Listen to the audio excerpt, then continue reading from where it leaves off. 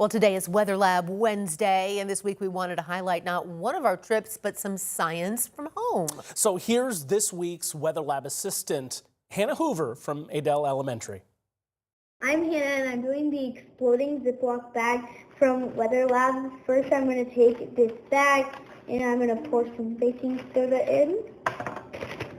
That is at the bottom. I'm going to put this whole thing in, and then I'm going to close it really fast.